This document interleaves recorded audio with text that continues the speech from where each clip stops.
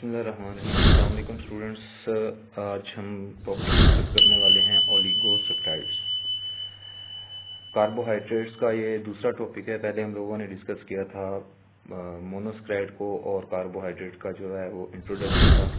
तो ओलिगोसैकराइड जो है या ओलिगोसैकराइड जो है इसको हम डिस्कस करेंगे। इसके अंदर अगर हम बात करते हैं तो यहाँ पे कंपैरेटिवली जो है ये लेस स्वीट इन टेस्ट होते हैं। इनका जो जायका है वो बहुत कम होता है एज मोनोसैकराइड। जो मोनोसैकराइड है वो ज़्यादा स्वीट होते हैं और ये लेस स्वीट होते हैं। सेकंड जो है वो हम लोग यहाँ पे डिस्कस करेंगे लेस सॉल्युबल इन वाटर। पानी के अंदर ये इतने ज़्यादा सॉल्युबल नहीं होते। Can be hydrolyse. हाइड्रोलाइज का मतलब है पानी को यूज़ करते हुए हम लोग इनको सब यूनिट्स में ब्रेक कर सकते हैं, क्योंकि ये क्या कहते हैं दो या दो से ज़्यादा मोनोसैकराइड से मिलके बने होते हैं। तो हम लोग इनको ब्रेक कर सकते हैं। तकरीबन ये 2 से 10 के दरमियान जो है वो मोनोसैकराइड यूनिट बनाते हैं। इसका मतलब क्या है? सपोज करें कि ये एक मोनोसैकराइड है, ये दूसरा मोनोसैकराइड है, ये तीसरा मोनोसैकराइड है, तो ये आपस में एक दूसरे के साथ जो है वो अटैच होते हैं ग्लाइकोसाइडिक बॉन्ड के थ्रू। वो भी हम आगे चल के डिस्कस करेंगे। तो जब पानी की मौजूदगी में इनको ब्रेक किया जाता है, हाइड्रोलाइज किया जाता है, तो ये वाले जो बॉन्ड होते हैं ये ब्रेक हो जाते हैं। तो इस तरह से हम लोग इनको तकरीबन 2 से 10 मोनोसैकराइड यूनिट जो है वो प्रिपेयर कर सकते हैं, यील्ड कर सकते हैं। इसके बाद डाइसैकराइड जो है वो इसमें ऐसे होंगे जो 2 मोनोसैकराइड को बना रहे होंगे। ट्राइसैकराइड जो है वो 3 मोनोसैकराइड यूनिट बना रहे होंगे। और इनके अंदर जो है ना एक स्पेशल किस्म का कोवलेंट बॉन्ड होता है। उस कोवलेंट बॉन्ड को हम बोलते हैं ग्लाइकोसाइडिक बॉन्ड। ये बड़ा ही इंपॉर्टेंट शॉर्ट क्वेश्चन है। कोवलेंट बॉन्ड जो कार्बोहाइड्रेट में पाया जाता है उसको क्या कहते हैं? ग्लाइकोसाइडिक बॉन्ड कहते हैं। और ये आपको ड्रा भी करना आना चाहिए। ये आगे हम यहाँ पे इसको अंडरस्टैंड करेंगे। माल्टोज की अगर बात करते हैं, सुक्रोज की बात करते हैं, ये दोनों जो हैं वो आपके पास produce by the hydrolysis of starch. Starch को जब हाइड्रोलाइज किया जाता है तो इससे बनते हैं। Present in malt extract. Sucrose cane sugar को बोलते हैं, made up of glucose and fructose. ये है आपका शॉर्ट क्वेश्चन। जब ग्लूकोज और फ्रक्टोज मिलते हैं, ठीक है, यानी कि G+F, ग्लूकोज और फ्रक्टोज जब मिलते हैं तो इनके मिलने से सक्रोज बनता है। सक्रोज कहते हैं केन शुगर को। इसका जो स्ट्रक्चरल फार्मूला है ये आपके सामने है। यहाँ पे अगर आप देखें तो ये आपके पास है वो ग्लूकोज है और ये जो है फ्रक्टोज है। इन दोनों के आपस में ज्वाइन होने से एक वाटर का मॉलिक्यूल जो है वो रिलीज होता है। जो O है वो H जो है वो ग्लूकोज से और OH जो है वो फ्रक्टोज से रिलीज होता है। और इस तरह से आपके पास एक सक्रोज जो है उसका मॉलिक्यूल बन जाता है। ये आपके पास ग्लूकोज है इतना और ये है आपके पास फ्रक्टोज।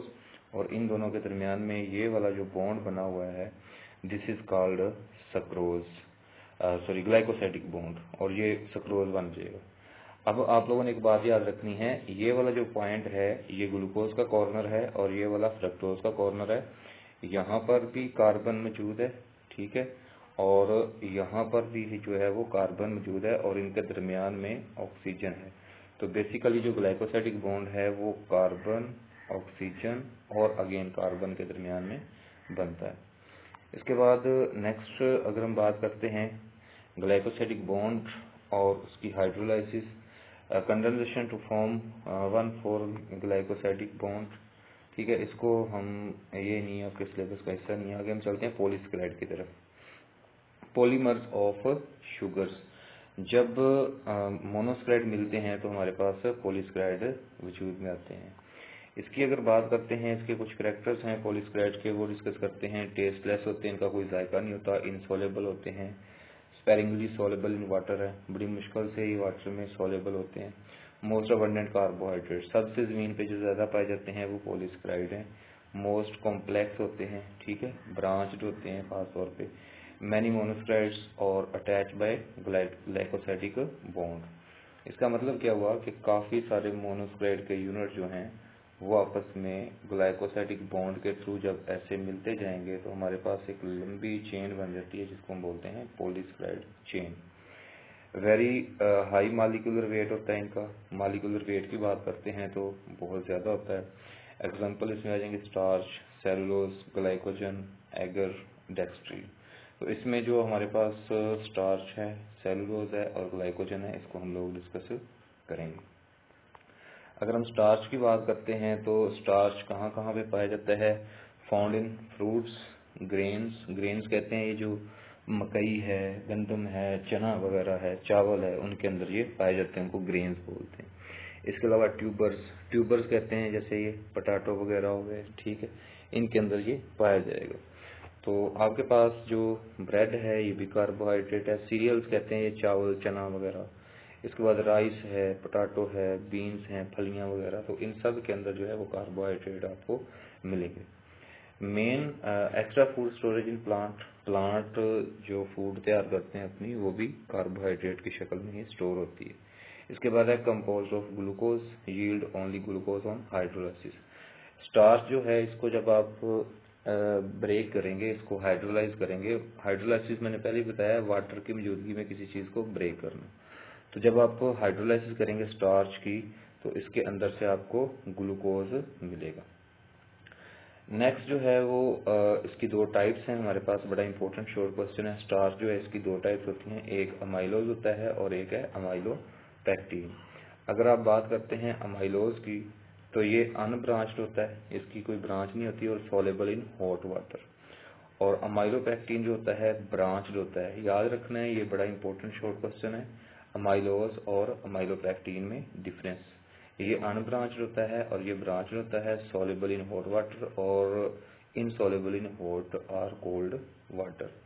और आयोडीन टेस्ट अगर इसके लिए हम बात करेंगे, तो जो आयोडीन टेस्ट है स्टार्च के लिए, आयोडीन जो है वो ब्लू कलर जो है देते हैं जब इनका टेस्ट किया जाता है स्टार्च के साथ, तो आयोडीन के साथ, सॉरी, तो जो आयोडीन के साथ जब इनका टेस्ट करते हैं तो ये ब्लू कलर देते हैं। ये आपको एमसीक्यूज भी आ सकता है। इसके बाद बात आती है ग्लाइकोजन की। ग्लाइकोजन की अगर बात करते हैं तो ये एनिमल स्टार्च है, extra food storage in animal cell, ठीक है। ग्लाइकोजन जो होती है एनिमल्स में पाई जाती है। जो हम लोग एक्स्ट्रा ग्लूकोज खाते हैं वो ग्लाइकोजन की शक्ल में जाके लिवर और मसल्स के अंदर हमारे स्टोर हो जाता है। Present in all cell types, जितने भी सेल्स होते हैं तकरीबन उनमें होता है। इनसॉल्युबल इन वाटर, ये पानी में सॉल्युबल नहीं है। जब इसको हाइड्रोलाइज किया जाता है तो ये भी ग्लूकोज ही हाइड्रोलाइसिस के बाद ग्लूकोज यील्ड करता है। याद रखें, चाहे स्टार्च है, ग्लाइकोजन है या सेलुलोज है, ये तीनों टाइप हमने यहाँ पे डिस्कस करनी है। तो ये तीनों ही पॉलीमर हैं ग्लूकोज के। जब इनको हाइड्रोलाइज किया जाएगा, पानी की मौजूदगी में तोड़ा जाएगा, तो इनसे ग्लूकोज ही निकलेगा, चाहे वो स्टार्च हो, चाहे ग्लाइकोजन हो या फिर सेलुलोज हो। और ब्लड के अंदर जब शुगर का लेवल लो हो जाता है तो उस वक्त क्या होता है कि gives red colour with the iodine. अच्छा, इसका टेस्ट है, इसकी बात करते हैं तो ये रेड कलर देता है आयोडीन जो है।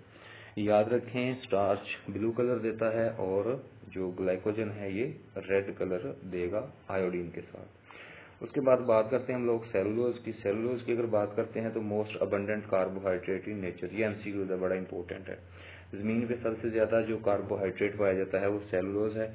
कॉटन जो होता है वो इसकी प्योरेस्ट फॉर्म है सेलुलोज की। Main part of the cell wall in the plant, plant की जो सेल वॉल होती है उसके अंदर भी होता है हाईली इनसॉल्युबल इन वाटर, पानी के अंदर ये सॉल्युबल नहीं है। यील्ड क्या करता है, ग्लूकोज जो है ये यील्ड करेगा जब इसकी हम हाइड्रोलाइसिस करेंगे।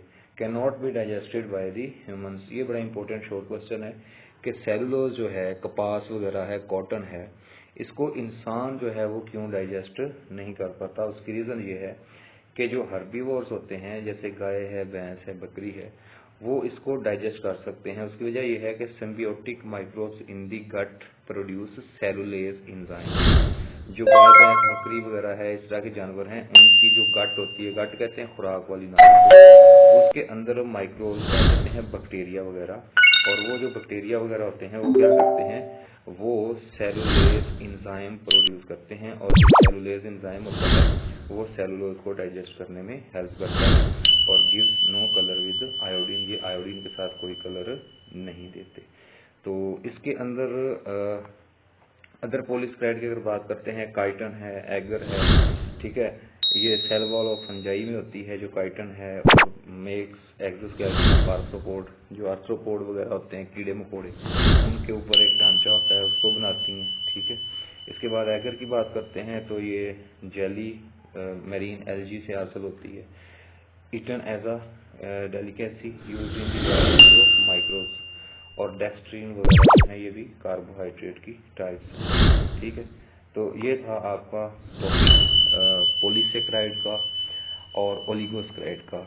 ओलिगोसेकेराइड में बड़ा ही इंपॉर्टेंट शॉर्ट क्वेश्चन पड़ा हुआ है ग्लाइकोसाइडिक बॉन्ड वाला, और पॉलीसेकेराइड के अंदर शॉर्ट क्वेश्चन पड़ा हुआ है अमाइलो और अमाइलोपेक्टिन वाला, ठीक है। और इसके अलावा why cell can not be digested by human gut. तो ये 3 शॉर्ट क्वेश्चन है। बाकी ओवरऑल पॉलीसेकेराइड जो है वो आपके पास लॉन्ग क्वेश्चन है। नेक्स्ट इंशाल्लाह हम लोग जो है वो लिपर्ड्स को डिस्कस करेंगे और इसके बारे में डिटेल से इसमें जो शॉर्ट क्वेश्चन या एमसीक्यूज बनते हैं वो डिस्कस करेंगे। अल्लाह हाफिज़।